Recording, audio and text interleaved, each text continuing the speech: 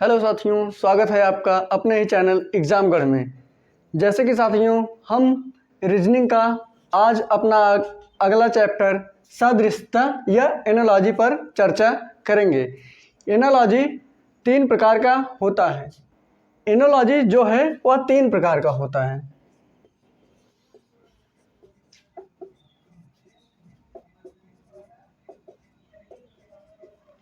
यह 3 प्रकार का होता है।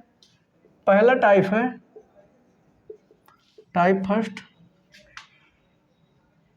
टाइप फर्स्ट में हम देखते हैं, जैसे कि लिखा होता है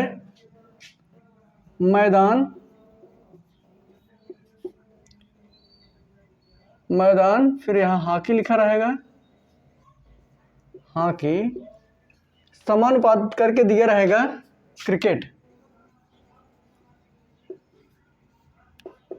यहाँ पर प्रश्नवाचक चिन्ह होता है। जैसे कि इस प्रकार का पहला टाइप है मैदान, फिर हॉकी, इसका अनुपात हॉकी रहेगा।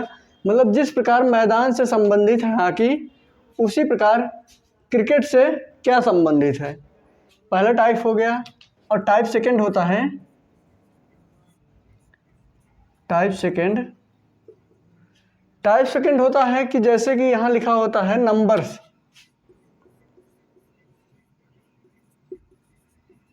नंबर्स लिखा होता है। जैसे कि यहाँ लिखा गया है 3 का 81, फिर यहाँ समानुपात लगा रहता है 4। यहाँ क्या होगा, मतलब कि यह जिस प्रकार से 81 से संबंधित है, 3 जिस प्रकार से 81 से संबंधित है, उसी प्रकार 4 यहाँ पर कौन सा अंक आएगा जिससे 4 भी संबंधित हो। और हमारा टाइप थर्ड होता है अल्फ़ाबेट करके, BA अल्फ़ाबेट करके। तीसरा टाइप हमारा अल्फ़ाबेट होता है, जैसे कि यहाँ लिखा रहता है ABC समानुपाते EFG, फिर से यहाँ लिखा रहेगा कोई भी मान लो KLM। तो यहाँ पर क्या कोड हो, जिस प्रकार यह इससे संबंधित है, उसी प्रकार यहाँ पर क्या होगा, कौन सा अल्फ़ाबेट होगा जिससे यह KLM संबंधित हो। आइए हम अपने पहले टॉपिक पर चर्चा करते हैं। ठीक है साथियों, हम पहले अपने टॉपिक पर चर्चा करते हैं।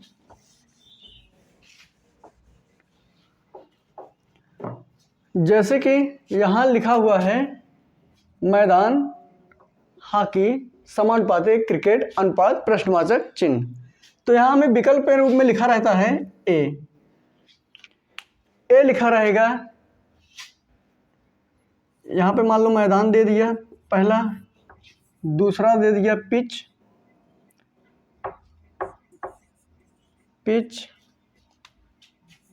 तीसरा विकल्प हो गया हमारा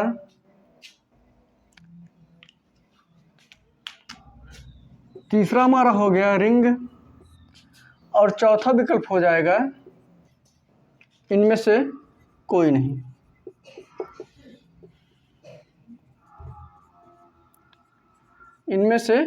नहीं। तो हम देखते हैं मैदान हॉकी से संबंधित है, क्रिकेट किस प्रकार संबंधित होगा। जैसे कि हमारा पहला विकल्प है मैदान, दूसरा पिच, तीसरा रिंग और चौथा इनमें से कोई नहीं। तो हम देखते हैं कि जब हॉकी खेली जाती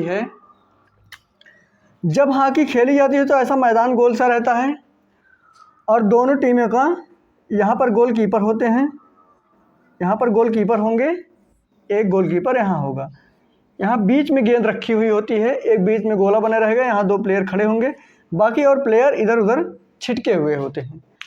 तो इसका तात्पर्य यह है कि हॉकी जो है पूरे मैदान में खेली जाती है, हॉकी का रोल पूरे मैदान में होता है।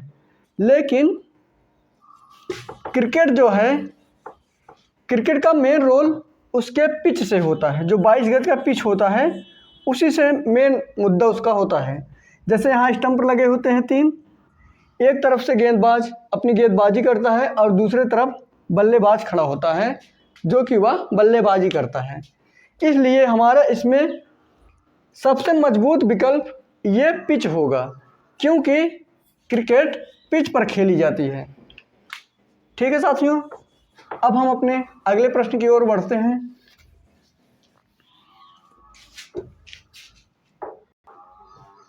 अब हम अपना दूसरा प्रश्न देखते हैं।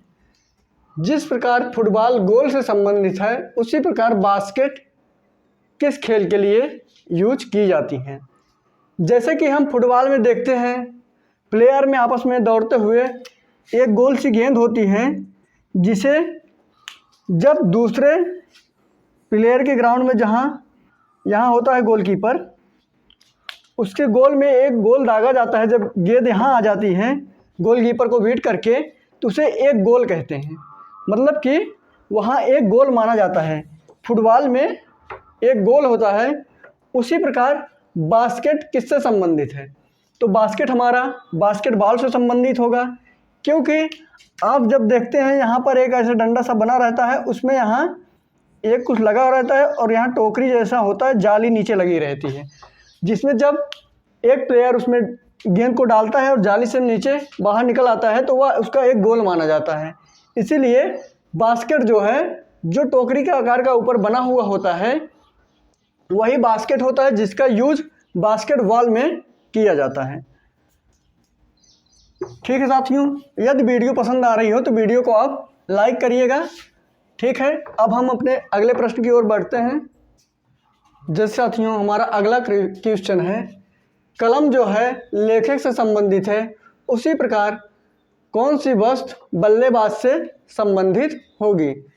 जैसे कि कलम लेखक यूज करने के लिए लिखने के लिए यूज करता है, कलम लेखक लिखने के लिए यूज करता है, उसी प्रकार बल्लेबाज किस वस्तु का प्रयोग करता है। तो हम देखेंगे कि बल्लेबाज बल्ले का प्रयोग करता है। इसमें हमारा विकल्प डी हो जाएगा, यहाँ पर बल्ला हो जाएगा, बल्ला हमारा बल्लेबाज से संबंधित हो जाएगा। जिस प्रकार कलम लेखक से संबंधित है, उसी प्रकार बल्ला बल्लेबाज से संबंधित है। तो साथियों इसमें अनेक प्रकार के क्वेश्चन होते हैं। जैसे अभी लिखा होता है कि महाराष्ट्र की राजधानी मुंबई है, तो मध्य प्रदेश की राजधानी क्या है। जैसे यहाँ लिखा होता है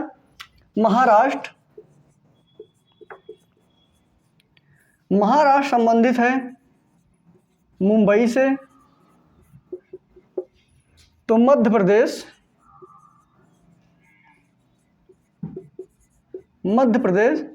किससे संबंधित है। इसमें कोई फर्स्ट फिक्स टॉपिक नहीं होता है कि प्रश्न यहीं से पूछा जाएगा। जैसे कि हमने आपको बताया, इसका कोई फिक्स टॉपिक नहीं होता है। कभी कभी इतिहास से भी क्वेश्चन पूछा जा सकता है, भूगोल से भी पूछा जा सकता है, हिंदी से भी पूछा जा सकता है। जैसे यहाँ पर पूछ लिया गया है कि महाराष्ट्र जैसे मुंबई से संबंधित है, उसी प्रकार मध्य प्रदेश किससे संबंधित होगी। तो आप जानते हैं महाराष्ट्र की राजधानी मुंबई है, उसी प्रकार मध्य प्रदेश की राजधानी भोपाल होगी। तो यहाँ पर आंसर हमारा भोपाल होगा।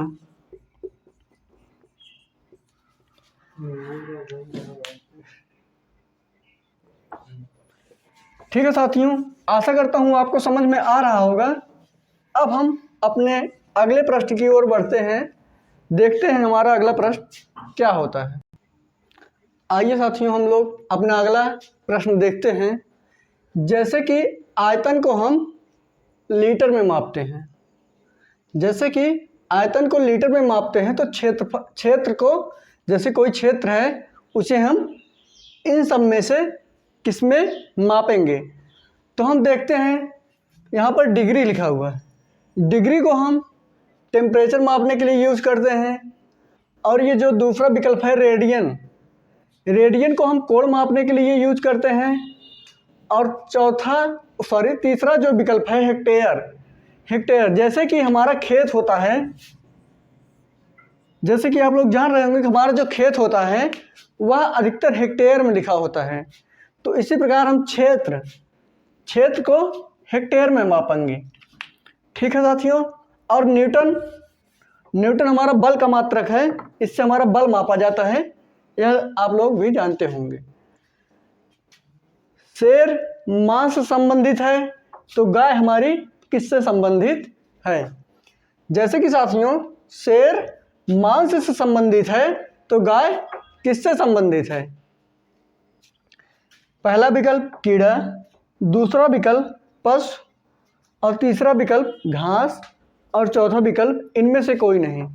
यदि साथियों आप जल्दबाजी करेंगे तो गाय को एक पशु के रूप में मानकर यहाँ आप पशु लगा देंगे और यह विकल्प हमारा गलत हो जाएगा और हम माइनस में हो जाएंगे। तो हमें ध्यान देना है कि यह इस पे किस प्रकार से संबंधित है, उसी के हिसाब से हम अपने अगले प्रश्न को सॉल्व करेंगे। तो हमारा जैसे शेर मांस खाता है, गाय क्या खाती है? गाय घास खाती है। तो हमारा विकल्प सी सही होगा। आइए हम अपने अगले टाइप की ओर बढ़ते हैं, टाइप सेकंड, जिसको हम नंबर के रूप में आपको बता रहे थे। Type second. आइए साथियों हम अपना अगला अगला प्रकार के टाइप देखते हैं कि हमारा अगला टाइप क्या है। जैसे कि हमने आपको बताया था कि यह 3 टाइप का होता है, अगला टाइप हमारा नंबर का है। जैसे ही हम देखेंगे कि 3 से 27 हो गया, 4 से क्या होगा, हम 3 में ऐसा कौन सा संबंध निकालेंगे जिससे कि 27 हो जाए। हम पहले इसका गुणा कर लेते हैं, जैसे कि 3 गुणे 3 गुणे 3। तो हम देखते हैं 3 त्रिक 9 त्रिक 27, यहाँ पर 27 हो गया। इसका मतलब है कि यहाँ पर 3 की घात 3 यानी कि 3 का क्यूब हुआ है। अब हम यही संबंध 4 का संबंध उसी प्रकार निकालेंगे, देखेंगे कि यहाँ क्या आ रहा है। तो हम देखते हैं कि 4 का संबंध, 4 को हम 3 बार लिखेंगे, 4 चौक 16 चौका 64, तो यहाँ 64 आ जाएगा। इसका मतलब यहाँ भी 4 का क्यूब हुआ है। हम आपको यह बता रहे हैं स्टार्टिंग से ही कि जो संबंध इन दोनों के बीच में होगा वही संबंध इन दोनों के बीच में भी होना चाहिए। जैसे कि यहाँ 3 का क्यूब किया गया है, 27 प्राप्त हुआ है, उसी प्रकार हमने 4 का क्यूब किया तो 64 प्राप्त हुआ। इसका मतलब यह है कि विकल्प डी हमारा सही होगा और यहाँ प्रश्नवाचक चिन्ह पर 64 हो जाएगा, हमें 64 आंसर के रूप में प्राप्त होगा। अब आइए हम अपना दूसरा प्रश्न सॉल्व करते हैं जो हमने यहाँ पे लिखा हुआ है, इसको हम इरेज कर देते हैं। अब देखिए आप, यहाँ पर 6 215 से संबंधित है, तो 7 हमारा किससे संबंधित होगा? जैसे कि अब हम इसका पहले स्क्वायर करेंगे फिर क्यूब करेंगे तो देखेंगे कि हमें क्या प्राप्त हो रहा है। पहले हम 6 का स्क्वायर मतलब 6 गुणे 6, यहाँ पर 36 हो रहा है, अभी भी कम है, तो हम 6 का क्यूब करके देखेंगे। अब हम 6 का क्यूब करके देखेंगे, 6 गुणे 6 गुणे 6, 6 चौक 36 छक्का 216, तो 216 हम पहुँच गए हैं, लेकिन यहाँ पर 215 दिया हुआ है। इसका मतलब यह है कि यहाँ पर 6 का क्यूब -1 किया हुआ है, तो हमें 215 प्राप्त हुआ है। इसमें कोई ट्रिक नहीं होती है, इसको हमें अपने सेंस से ही सॉल्व करना होता है। जैसे कि हम अगर इस प्रकार के प्रश्नों में 1 मिनट से ज़्यादा उलझ जाते हैं तो हमें इसे स्किप करके अपने अगले प्रश्न की ओर बढ़ जाना चाहिए एग्ज़ाम टाइम पे। यदि हमारा समय बचता है तो हमें इन प्रकार के प्रश्नों को सॉल्व करना चाहिए, लेकिन 1 मिनट तक इस पर हल करना चाहिए, नहीं तो स्किप कर देना चाहिए यदि 1 से 1.5 मिनट के अंदर यह नहीं आता है तो। आइए हम अपने प्रश्न की ओर बढ़ते हैं। जैसे कि देखा गया है इसमें 6 का क्यूब करके 1 माइनस कर दिया गया है और हमें 215 प्राप्त हुआ है। उसी प्रकार अब हम इसका इस प्रकार से नहीं करेंगे, इसका हम ना स्क्वायर निकालेंगे ना क्यूब निकालेंगे, इसको हम डायरेक्ट इसी रूप में लिखेंगे, जिसका जैसे कि यहाँ पर हम लिखेंगे 7 का क्यूब माइनस 1। तो हम 7 का क्यूब कर लेते हैं, 7 7 49 7 343, 343 हो जाएगा और -1 यहाँ पर किया गया है तो -1 कर लेंगे तो हमें 342 जो कि हमें उत्तर के रूप में प्राप्त होगा। तो हमारा विकल्प नंबर डी सही हो जाएगा। हम यहाँ प्रश्नवाचक चिन्ह की जगह 342 लिखेंगे। मैं आपको फिर से एक बार बता रहा हूँ कि जो संबंध इन दोनों के बीच में होगा वही सेम संबंध इन दोनों के बीच में होना चाहिए, नहीं तो हमारा प्रश्न गलत हो जाएगा। ठीक है साथियों, अब हम अपने अगले प्रश्न की ओर बढ़ते हैं और हम देखते हैं कि हमारा अगला प्रश्न कैसे सॉल्व होता है। अब हम अपने अगले प्रश्न की ओर बढ़ते हैं और देखते हैं कि 24 से 84 हो गया है, उसी प्रकार 32 से क्या होगा। तो हम देखेंगे कि एक बार हम 84 से -24 कर लेते हैं, 84 से -24 कर लेते हैं तो यहाँ पर 0 और यहाँ पे 6, इसका मतलब यहाँ पर 60 जोड़ा गया है। इसका मतलब यह है कि 60 जोड़ा गया है।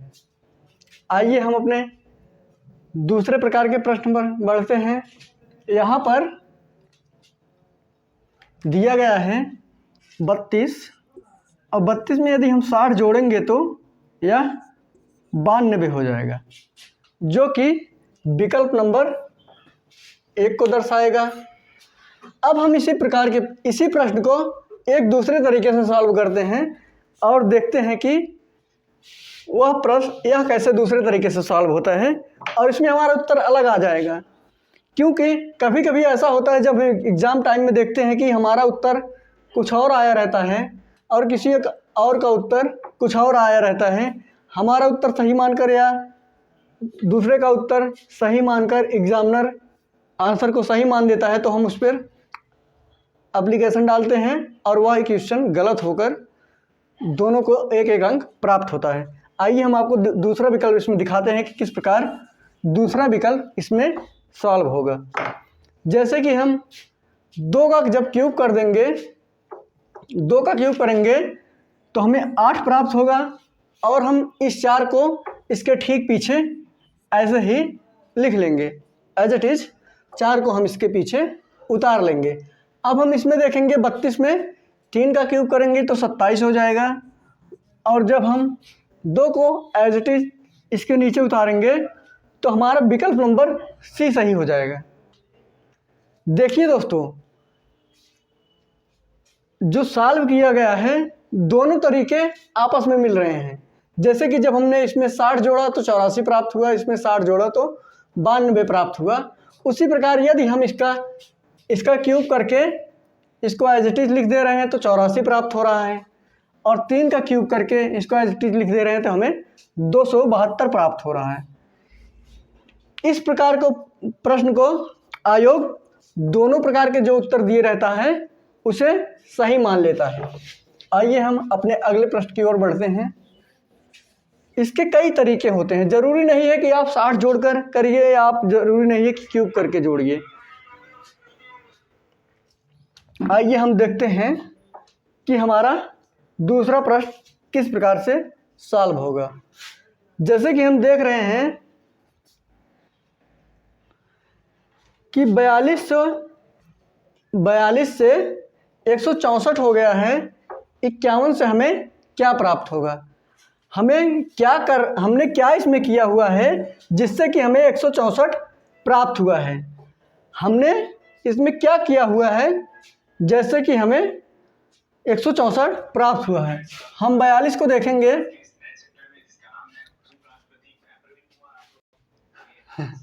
जैसे कि हम 42 को देखेंगे, 42 से हमें 164 प्राप्त हो रहा है तो हम देखेंगे कि 4 का स्क्वायर हुआ है और उसके बाद जो 2 है उसका भी स्क्वायर किया गया है। जैसे कि हम देख रहे हैं कि इसमें 4 का स्क्वायर करके 16 लिख दिया गया है और 2 का स्क्वायर करके 4 लिख दिया गया है। इसका मतलब यह है कि पहले अंक का स्क्वायर और दूसरे अंक का स्क्वायर करके लिखा गया है। उसी प्रकार हम 51 का 5 का स्क्वायर कर लेंगे और 1 का स्क्वायर कर लेंगे। हम देखते हैं कि 5 का स्क्वायर 25 होता है और 1 का स्क्वायर या कोई भी इसके ऊपर लगा हो उसका कोई वैल्यू एक ही होता है, सारी वैल्यू चाहे क्यूब हो चाहे जो हो। तो हम देखते हैं कि हमारा विकल्प नंबर सी इसमें मैच कर रहा है। इसका मतलब यह है कि 4 का स्क्वायर किया गया है और पीछे वाली संख्या स्क्वायर करके 164 प्राप्त हुआ है।